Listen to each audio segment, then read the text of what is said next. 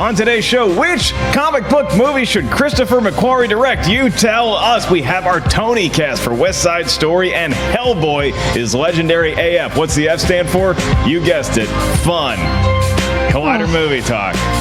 Because he's legendary and fun, right? Is that not, am I misreading the poster for Hellboy? I'm not sure. We're going to talk about all that and a whole lot more. That's Jeff Sneider emailing Perri Nemiroff. She has not received it yet. How are we today, kids? Everybody excited? You went to Venom last night. Are you trying to get more information out of me? Because it's not happening. Not yet, at least. Just thinking about our bet that we made. I went a little low with my wager as far as what it's going to do this weekend. No, my bet and my stance on that wager has not changed a bit. I'm pretty confident that I'm getting a beer in New York this weekend. I want in on that bet. Okay, Jeez. well, I said Venom's not cracking $30 million, and well, that's wrong. I don't know. I'm sticking with it, if for no other reason, because if I buy Perri a beer, that means I'm probably going to buy myself a beer too, and we all get to be a little happier. Well, we have a whole lot of news to get to today, including some breaking stories that you can not only find on Collider.com, you can also listen or watch us talk about them and disseminate them right here and now. And that first one is going to be Christopher McQuarrie. He was recently at a Q&A screening of Mission Impossible Fallout with our own Stephen Frosty Weintraub. Had a lot to say about the possibility of a Man of Steel 2 or a Green Lantern movie. So it's very interesting here. If you look at him, because he was on Fallout, obviously, with Henry Cavill, they had a lot of talks, a lot of downtime on set, kicking around Superman ideas, and Christopher McQuarrie was very fair to studios, saying that there's these whole other things you have to worry about, and he sympathizes with the fact that the studio has much larger concerns than the movie he wants to make, or even that Henry Cavill wants to make. But according to a quote from Christopher McQuarrie, he said that the movie that Henry wants is a positive, happy Superman. There's a really, really beautiful version of that, and I honestly can't speak for the people who are responsible for making those decisions, except to say it's part of a giant corporate mechanism. I'm one guy. I can stand up, turn around, turn my back to you instantly. A giant corporation that's in the middle of a merger with another giant corporation, an aircraft carrier, and a broom closet being asked to turn around.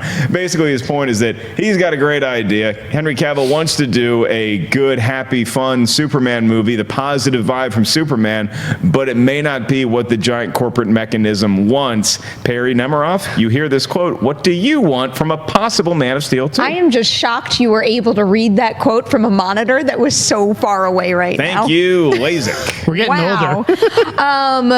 I love this interview and these quotes. I mean, I think Christopher McQuarrie is always a really great interview. I've had the pleasure myself of getting to sit down and talk to the guy. And, you know, when you go on these press circuits, you hear the same recycled answers over and over. And he's someone in particular who is always talking from what I imagine is a place of truth and a place of really caring and real passion for all of his projects. And going through a lot of this stuff, yeah, if you told me that Christopher McQuarrie is going to team up with Henry Cavill to make a Superman movie together, I would be all for it. I really don't understand why anyone would ever take a pass on that, especially with what McQuarrie has done with the Mission Impossible franchise. I just happened to rewatch Edge of Tomorrow. I love that movie.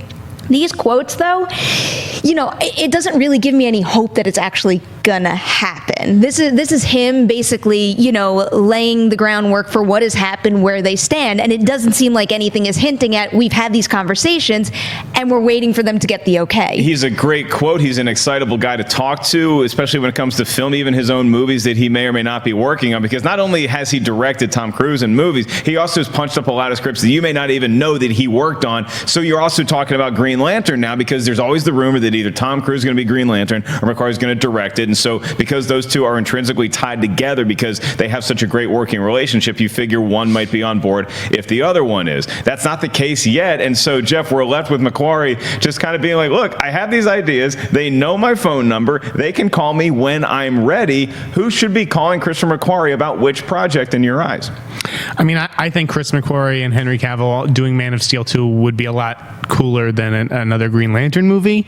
I would just like to see McQuarrie's take on the Man of Steel. But it sounds like, you know, Green Lantern was more real at one point, like that he was talking to the previous regime about it. And Tom Cruise may be in that Green Lantern movie. Yeah, I don't know about that. But again, these are questions that he, you know, are just lobbed at him repeatedly, and the guy's got to say something. He doesn't want to like fan the flames and give people false hope. I think he's pretty realistic, and I like his and appreciate his candor here, in this interview as a reporter myself. But he could also just say, hey, I have this idea for Man of Steel, but when you're talking about Henry Cavill wants to do this too, doesn't that change the conversation a little bit? Maybe even with the higher-ups of that giant corporate mechanism that he's referring to. No, I don't know. Nobody cares what Henry Cavill wants to do.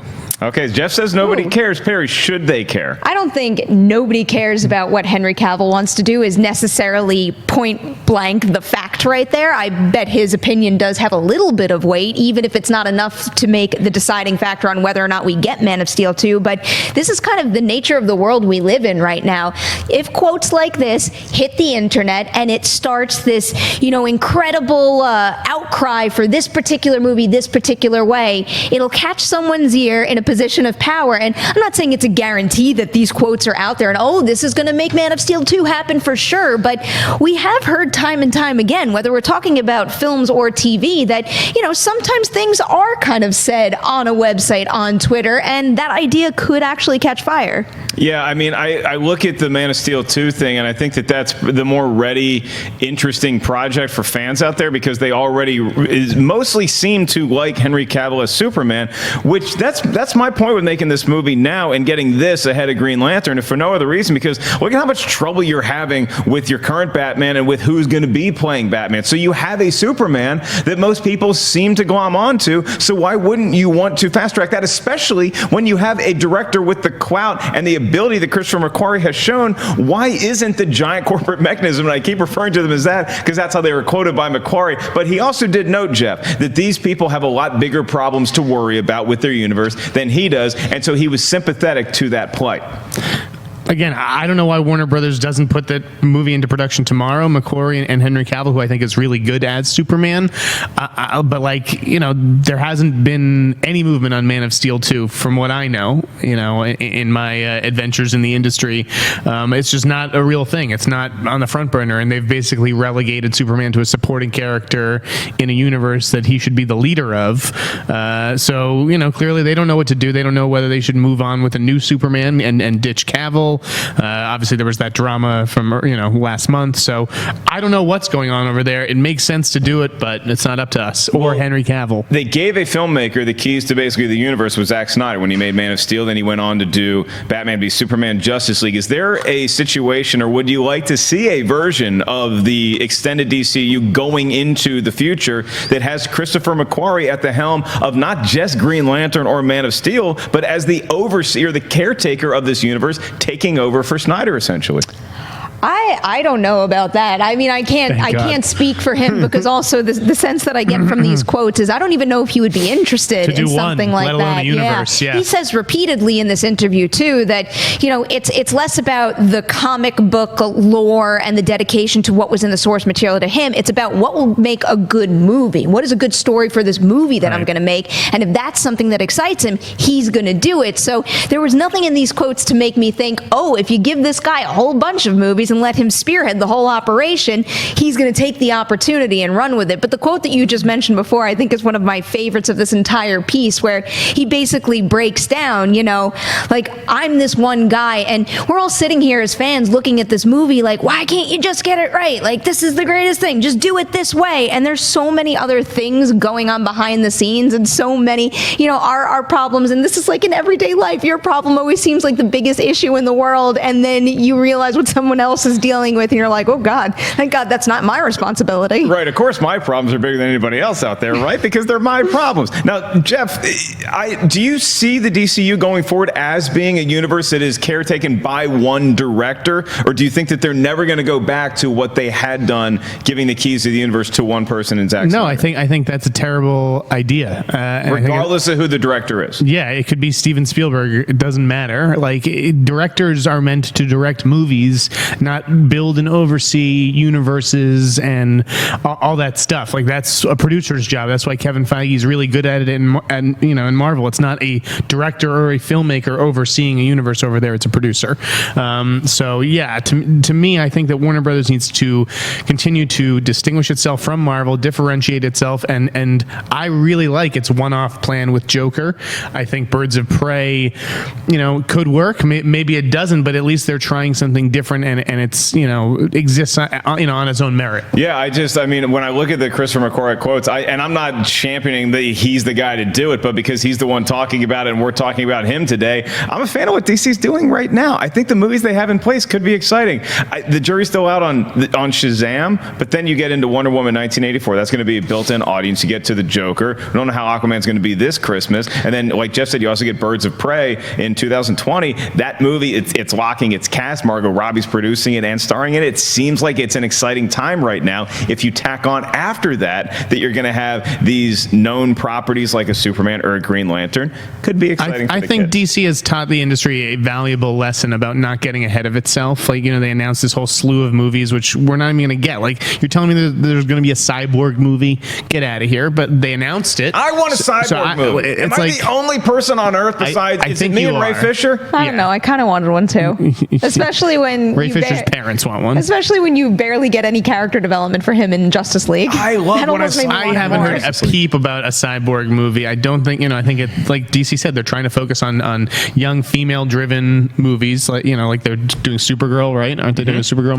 movie? Batgirl, that kind of stuff. So it's just, to me, it doesn't fit with the plans that they have now, and they never should have, gone so far ahead of themselves years ago when they announced that whole slew of things. Well, Frosty's really good at getting people talking when he's doing a Q&A, and with the Christopher McQuarrie quotes, one of the things that was interesting, both that Frosty asked him and that was pointed out in the Collider.com article you can check out right now by Adam Chitwood, is that McQuarrie's coming at a comic book movie, if he decides to do it, from a different approach, because his point was that a lot of times you get hardcore comic book fans coming in to direct it, and sometimes they see things in panels that they really want to bring to screen, and that can pose cinematic problems. McQuarrie, not as big of a fan of comic books, maybe that's a route they want to consider going forward. Well, speaking of Collider.com and Adam Chitwood, he's got another cool story today, and that involves director Simon Kinberg. Yeah, we're shifting gears to the X-Men universe now. You probably were aware that Dark Phoenix was going to be released on Valentine's Day. They had the trailer. It's coming out Valentine's Day, and now it's coming out June 7th. And the reasons being maybe reshoots, maybe other things, maybe effects touch up. That's what Simon Kinberg wanted to stress, is that they looked at the release date they had. They looked at the fact that Gambit, many moons ago, was going to be coming out in the summer of 2019. Now that date is vacated, they said we could put Dark Phoenix there and work extra hard and extra long on touching up the effects, finishing up whatever they did with their reshoots, which he said were about 2.5 weeks. So the quote that you actually look at is the February 14th release date. He says it was a date that we initially liked for the movie, but when we realized that we weren't going to have the VFX ready to release it globally the way we wanted to, and the Gambit date opened up because it wasn't going to be ready for that June 7th date, we felt like that June date was a bigger opportunity for us globally. Now, you get more screens, more IMAX movies, better chance to play in China where these movies have a massive following. This is very interesting in the quote. What we found when we released the trailer was that 45 million views of the trailer were in China alone. This is a trend that we see in blockbuster movies, and we've seen it for the last few years, where you're not just marketing to the American audiences. Perri, you noted before that it always seems like our problems are the biggest problems, and so you want to be centric not just with yourself but also with your country. Oh, if it bombs here, it's just a terrible movie and it's a bad... Not necessarily. We've seen movies open less than stellar in America and crush it overseas. I'm not saying X-Men Dark Phoenix is going to do that, but I think it actually is a smart marketing play. I buy what Kinberg is saying here. Touch up the effects, ramp up your huge release, more IMAX screens, and make sure you have that global launch date that you want. Do you take him at his word, or do you think that they are a little panicky about Dark Phoenix? I take him at his word, but especially in comparing these quotes to the McQuarrie quotes, I think McQuarrie got a little more thoroughly behind the scenes, where I feel like I'm getting the surface level of the Dark Phoenix situation here. And the truth of the matter is the release date has been pushed back time and time again. There's the questions about the merger coming up, questions about multiple reshoots, not just original reshoots that are built into its original budget. So there are a lot of things kind of swirling around this movie right now. And I know he addresses it in the quote too, but releasing the trailer when they did with the February release date definitely didn't help. I know you don't want coming soon at the very end of it because that raises questions, but I think having February in there and then changing the release dates raises even more questions and more doubts, and that's unfortunate because I kind of like this trailer, and that turned my hopes around a little bit. You know, maybe that's wishful thinking at this point, so late in the game after so many pushbacks, but I'm still rooting for this one. Yeah, I like the trailer, and I also liked a lot of what Kinberg had to say, not just with the quote we showed y'all, but he also mentioned that one of the many things that Marvel Studios does so brilliantly is that they build in the budget to reshoot the same way you write a script. It goes through multiple iterations. That's how they allot their budgets for shoots, is that they know they're going to have to go back and do reshoots. So Kinberg being very nice, complimentary, one of the many things Marvel Studios does well. So Jeff, is this actually an indication that they are trying to get into the Marvel sandbox sooner rather than later? Or is this just a matter of they want to do a global release date and that the summertime works better for that launch? Yeah, Simon Kinberg. He went Lumberg, folks. I'll do respect. I gotta call shenanigans on some of these quotes here. Like the idea that there's going to be more IMAX screens in June than in February. Like, first of all, it's the same. It's not like we're growing IMAX screens in the summer. There are the same number of screens, and you're telling me that there are more available in the summer than in February. I don't have the February schedule in front of me, but I find that hard to believe just because, you know, based on the movies that come out in summer and the sheer scale of them, it would seem like there would be fewer opportunities in summer for IMAX play.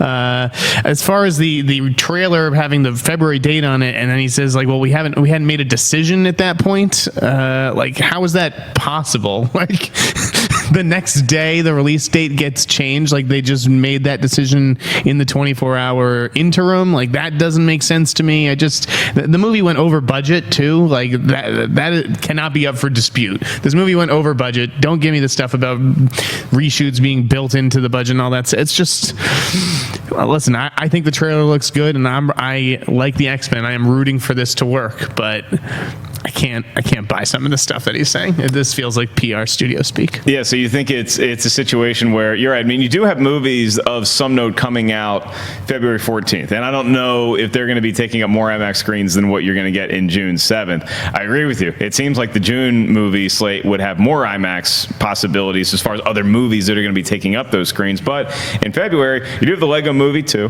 that is opening February 8th, which Jeff was not allowed to play with Legos as a child, so he has not I only seen had the movie. Lincoln Logs. February 14th, you got to lead a Battle Angel going up against it. Tonka trucks. I mean, you know, Hidden Dragon, How to Train Your Dragon, the Hidden World, the next week after Valentine's Day. So it'll be interesting to see how that movie does when we finally get a chance. February would have been interesting. I actually like the February date for it. June, I don't know, man. You got to bring your A game in June. That's all.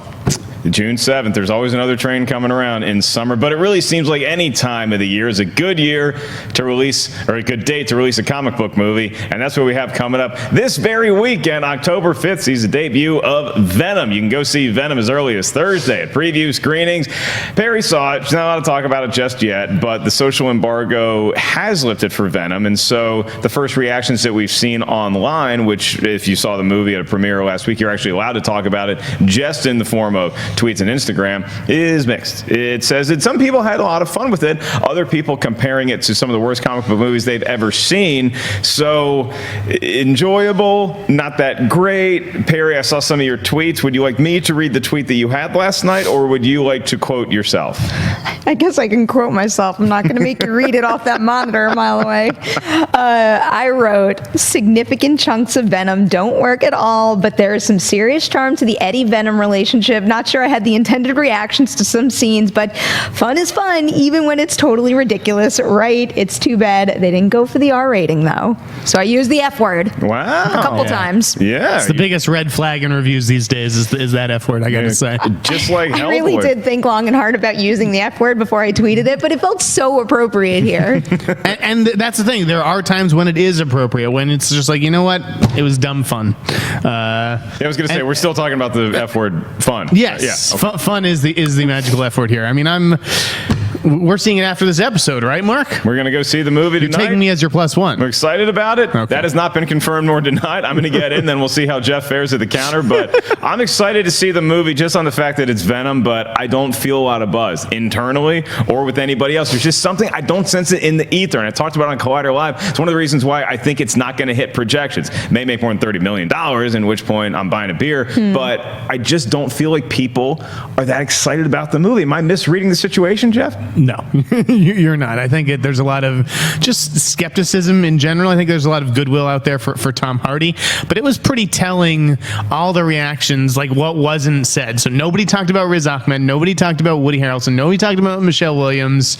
I feel like this is like people just want to see Tom Hardy, play in another comic book universe. But sometimes if there are social media reactions that come out first, whether it's a premiere or whatever it is, you do have people say, hey, look out for this performance. It'll surprise you, that and that. Maybe people just didn't feel like tweeting after the movie, which again goes to my previous point. There's just not too busy a lot of drinking. excitement. They ran to the bar after.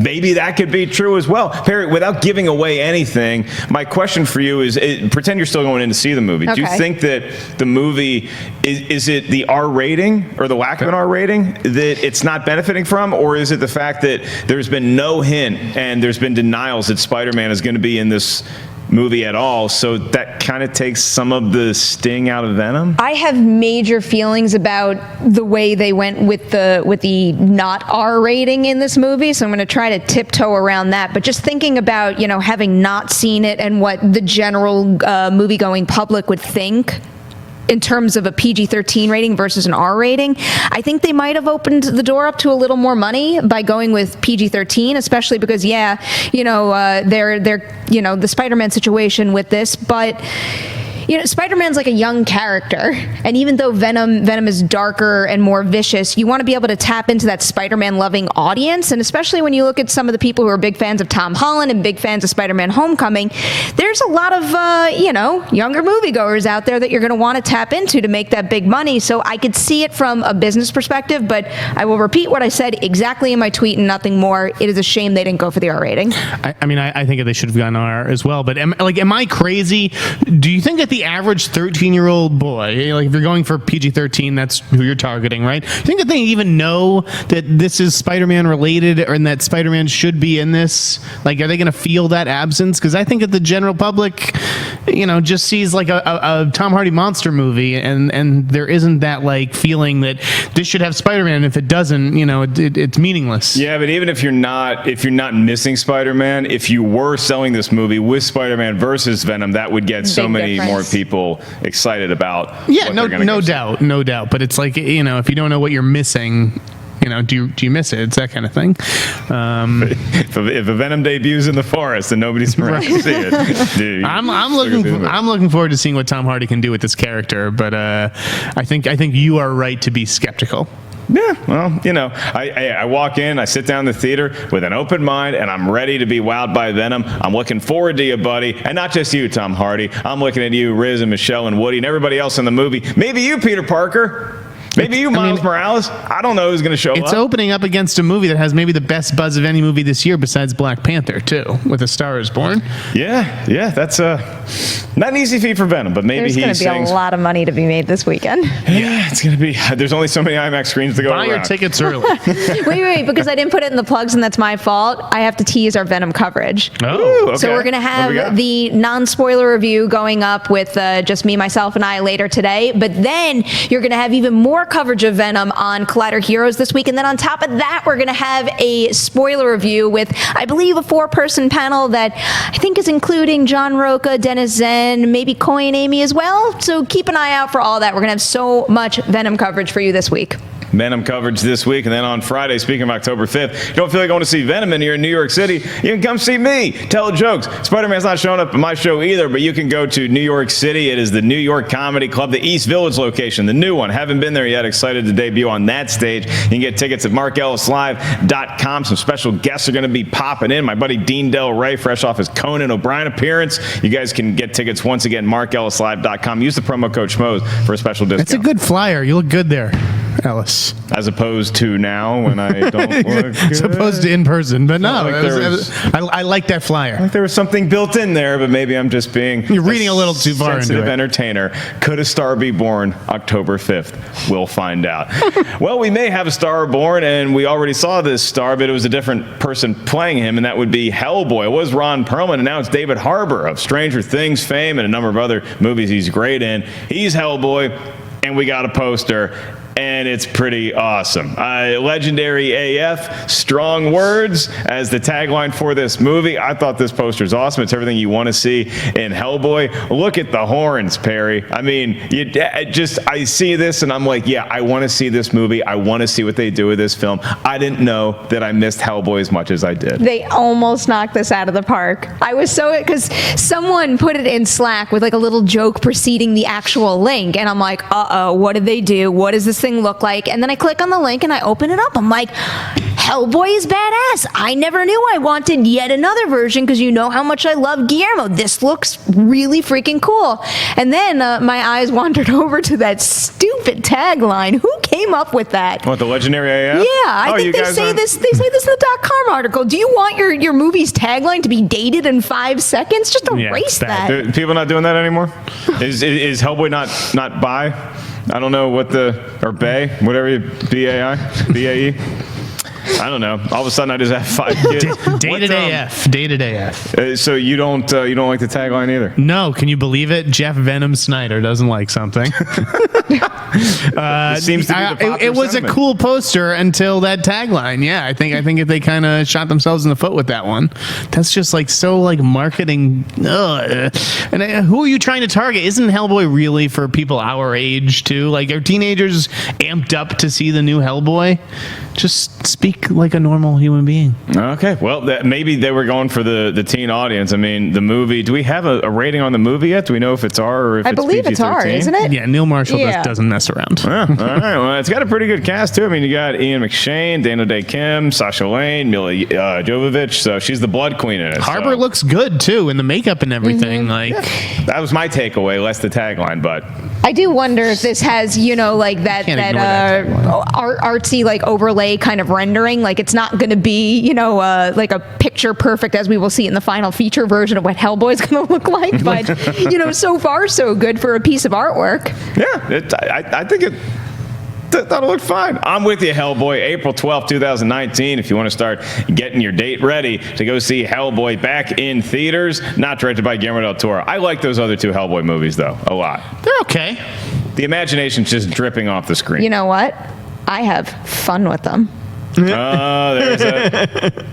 all the F words that I was worried about possibly leaking out on the show. They're not bad. That's for sure. Okay. But I feel like our don't new know. review rating scale should be how many funs they're does it not get? good though, right? They're not good. Those movies.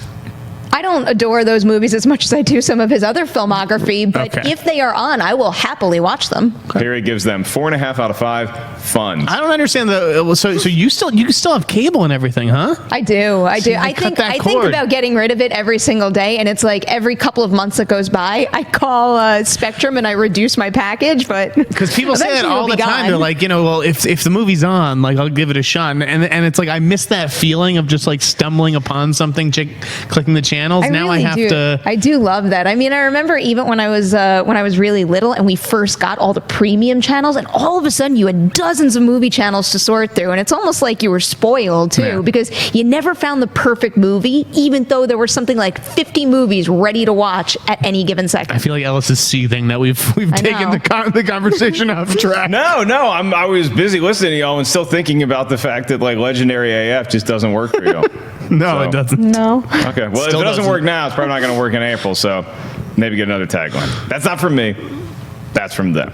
But we have some good news for all the West Side Story fans out there. Steven Spielberg's doing it, so you should be excited about that. And Steven Spielberg, I mean, he's shelved some other projects that he has been announced attached to in order to do West Side Story, so he's pumped to do it. If you're a fan of the musical, you should be pumped to have him.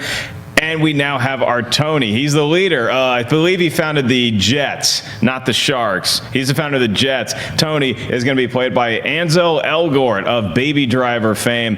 I think this is pretty solid casting. He's going to be taking over for anybody name the actor who played the original Tony in the movie. Richard Beymer. I think I got to look that up. It was Richard Beymer. Yeah. Nailed it. Larry Kurt, originally on Broadway. And Ansel Elgort, now going to be Tony, Jeff Sneider. What do you think of this? I like it. I like this kid. He's growing on me. He can sing. We know that much. Although, did he? I heard that him and Timothée Chalamet, did they go to high school together? And that one was always beating out the other for the lead in the music plays? I don't know. Fancy actor kids schools. But I like Ansel working with Spielberg. I'm not amped about this movie. They're loath to call it a remake. They're just calling, it's like a second adaptation of the classical musical, as they're saying.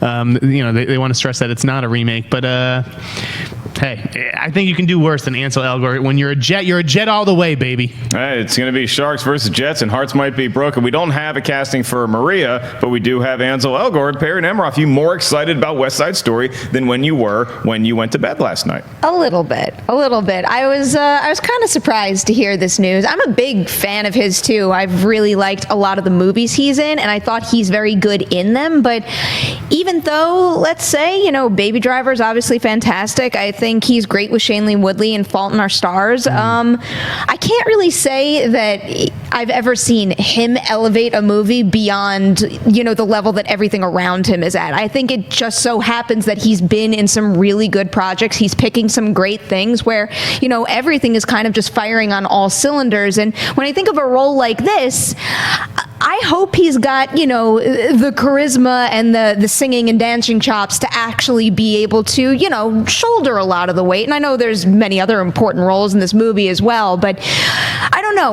When they announced his name, I'm like, cool, I like him, but I don't know how convinced I am that he can actually handle this. I mean, it's like, him, Spielberg casting Ty Sheridan in Ready Player One, where, I thought Ty was good, but he, like you said, he didn't necessarily elevate the movie. He wasn't, special in the way, Michael J. Fox was in Back to the Future or even thinking about someone like Timothée Chalamet. It's like whenever we talk about him, with the Dune casting, I can name a couple of projects where Chalamet took something that was on a page and made it that much more. Lucas Hedges as well. I feel like Spielberg, was struggling to cast this movie, and there were some fears that he may just scrap it all together because he couldn't find the right people. I think he really wanted to do it, and it was kind of like a shit or get off the or poop or get off the pot moment.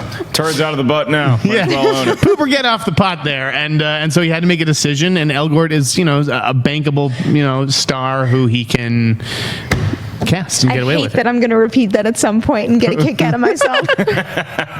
Well, look, the thing that is going to be the anchor of this movie, Ansel Elgort's great. I'm sure he's going to be fine as Tony. You knock the Maria casting out of the park, that's when people are really going to get excited about this movie. Steven Spielberg's great. Ansel Elgort's great.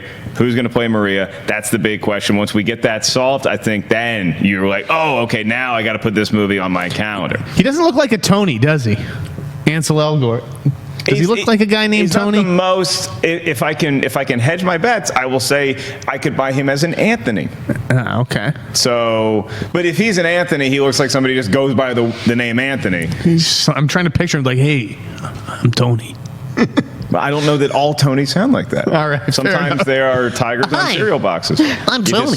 Never know with the Tonys. Well, we move on to Netflix. But we're not leaving the theaters just yet because Netflix is going to be rolling out their new movie 22 July. This movie is directed by Paul Greengrass. It's an action flick. It's going to be coming out in theaters the same day it's streaming, but it's going to be debuting in over 100 screens. So this doesn't technically break the movie release in a theater and the streaming same day rule. I think there's a certain amount of screens you're allowed to debut it on in a theater if you're going to do it the same day as you release it on a streaming service. So Netflix isn't doing that, but this is one of their largest openings in a theater that they've ever done. And they've hinted at doing things like this when it comes to other films, not just for Oscar consideration, but that's certainly in the cards if you talk about Alfonso Cuarón's Roma or maybe a Coen Brothers movie, things like that. So Perri, with 22 July, it's Paul Greengrass. It's going to be around the world or on the 100 screens, and then also streaming on October 10th. Why would Netflix make this the movie that they're debuting on a record-breaking number of screens for them? I'm curious to see if they go bigger with Roma and what kind of deal they actually strike with that one. Because, when I think about our inner circle, yes, I'm very well aware of both Roma and 22 July. But when I think about everybody else out there, maybe people that would go out of their ways to a limited amount of theaters to actually see 22 July,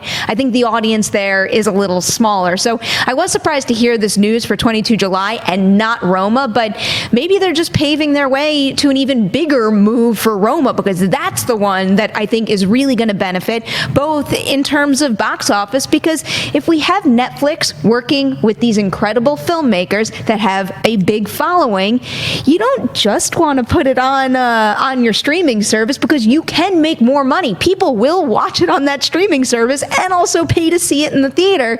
Whereas this one, I don't necessarily see that being the case, but I think this is kind of just the tip of the iceberg. Someone's going to push, harder than someone else. Someone will budge, and all of a sudden we'll see some of these restrictions start to maybe not completely lift, but change little bits. Yeah, Jeff, these seems like pretty malleable rules right now with the theater streaming limit. Do you see this as the right play for Netflix to be releasing this movie in as many screens as it is? Is that better for the movie, better for Netflix?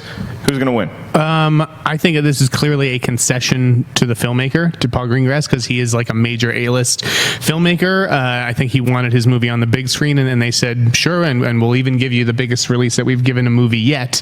I don't think that it has much commerciality. I don't think it has a lot of viability at the box office. I saw the movie. Did you guys see it in Toronto? Did not see the movie. I mean, it's harrowing stuff. It's a tough sit. You're just watching teenagers get brutally murdered for the first 45 minutes. Yeah, it's a true story of the worst massacre in Norway, right? In Norway. It was originally called Norway as well, and the movie's broken up into thirds. I actually predict that Roma will get a much bigger release, particularly because it's going to be in the awards conversation. I'm also going to go out on a limb and predict that the major chains will screen Roma.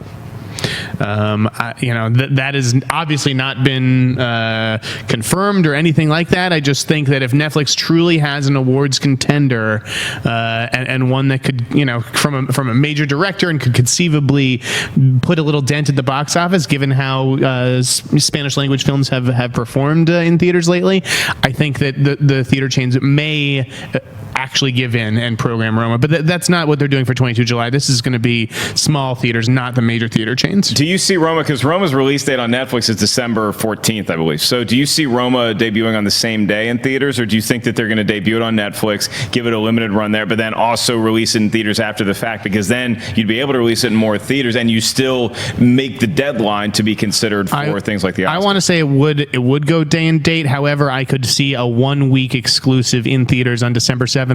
That first week in December is always open. Something always moves on to that. I think it was I, Tonya last year. I could see if you want to be like in Regal and AMC, you have to go a week early. Okay. All right. Well, that's all the movie news we have today, but we're going to save some time for your live Twitter questions. You can tweet us anytime. Use the hashtag Collider Movie Talk and include us at Collider Video. That's how we find it. And before we get to the live Twitter question, I'm mad at myself. I'm disappointed in myself for not bringing this to anybody else's attention. I haven't even seen the trailer yet, but apparently a trailer dropped for Holmes and Watson. And I haven't seen it, and I really want to see that movie. I love the Step Brothers back in a movie together. Did anybody see the trailer? Is it funny? I did not watch it. Okay. I don't know if I saw the new trailer. I saw an early one. There was an earlier Wasn't one? there? Was there a teaser or something? How I don't am I remember. missing all this? The second he brought it up, that popped in my sounded mind, so familiar. there might have been. I'm just so I disappointed in can't keep myself. track of all these trailers. As big of a fan, I love the movie Step Brothers more and more every time I watch it. I think I might be thinking of another John C. Reilly movie. Stan and Ollie. Yeah, I think that's Stan what I and was Ollie thinking was also of. a good trailer. There's but a lot. John C. Reilly's having a moment. He's in Sisters really Brothers is. too. Got that little Wreck-It Ralph movie coming out. Oh my! That's 4 movies before the end of the Wow. year. Whew. Yeah. You're going to want to go to that Wreck-It Ralph panel in New York City. Okay, we have some live Twitter questions, and Bring it. Lauren Danielle is up, and she says, with Netflix's upcoming She-Ra revamp, they're doing an animated She-Ra on Netflix, and then they got the well-received Voltron as well. What other classic cartoon do you want to see revived? Whether it's on Netflix, on television, I got the easier answer for you right now, Lauren, and that would be Garfield and Friends. Garfield, but not just Garfield, U.S. Acres was the other half of that cartoon. Sheldon, a little chicken, he's walking around, but he hasn't fully hatched from his shell. Orson the pig. That show was legendary. I love U.S. Acres. Is anybody with me or even remember the show? It was Garfield and Friends. And U.S. Acres was part of that show as well. So you'd have like a little Garfield thing. I definitely love Garfield and Friends. Like I love Garfield. U.S. Acres was in I don't Garfield remember and Friends U.S. every Acres. episode. I don't remember. It was legendary. I don't remember it guys. either. Okay, well then clearly they're not going to sign off on my. No, I have a good one. What do you got? I don't know if anybody remembers this cartoon. It was called Cops. COPS, Cops. That wasn't animated. That was actually a real show. It was a reality show. It was an animated? Bad Boys. No, what you gonna do? I know what you're doing. This is an actual animated show. Google it. It's pretty cool. Cops. I would love to see it. Yeah, look. Okay. There you go. Cops. It's animated. You have evidence to support your claim. I have nothing. What do you got? You guys know I'm like a 90s Nickelodeon nut. So I always go for like, Doug, Rocko's Modern Life, Our Real Monsters. Like those would have a lot of fun right Real now. Monsters would be fun. Wouldn't it? Like a yeah. live action. I was just I was looking at the Funko Pops for that. I'm like, I'm surprised nobody has brought that back yet. But to veer away from that, I want some more Captain Planet. Especially nowadays. That's another one. Supposedly happening. Really? Yeah, Is that like a major news break that I missed? DiCaprio was producing a Captain Planet movie. What? Yeah. Wow. Okay. So you're a fan of Rocko's Modern Life? I am. Jeff, did you ever catch the show on Nickelodeon? Yes. Yeah. No, okay. I liked it. So, it wasn't my favorite. I like Doug a lot. Doug was I thought Doug was great. I thought Rocko was great. I was under the impression that Rocko, a really long time ago. the dog from Rocko's Modern Life, was an employee that his job was an employee at a comic book shop. But then somebody told me that he was like a phone sex operator on the show. Is any of this true? Have you guys heard any of this? No, what? Rocko, the dog Rocko from Modern Rocko's Life. Modern Life. I don't know. Can I just pretend I never heard any of that? Rocko. He was raised in Australia. Very modern. Moved to high school. Somebody out there, let me know what exactly Rocko's job was. I thought he worked at a comic book shop, and his buddy Heifer was always around there. But apparently, Rocko was a phone operator, and people are saying, he works at a comic book shop. But then I think his other jobs included tattoo artist, plumber's assistant, and specialty phone operator. Is this Nickelodeon canon somewhere, or did you just make this up? It's on Wikipedia, so it has to be true. All right, kids, well, that's going to do it for us today. Thank you guys so much for tuning into Collider Movie Talk. We'll be back tomorrow for a brand new episode. That's going to be Wednesday. Mark in your calendars, 4 p.m. My name is Mark. You don't need to worry about me. That's Jeff Sneider. Over there is Perri Nemiroff. We had a great time today, and I say we because I'm sure Jeff and Perri did too. Today's show, I'm going to say it right now, going to go out on a limb, legendary AF. Hey everybody, Mark Ellis here. Thanks for watching this episode of Collider Movie Talk. You want to watch more? Then click up here, or you can click right here for more great content from Collider. And if you haven't subscribed to Collider Video, do so right now and share this vid with your friends. Thanks for watching.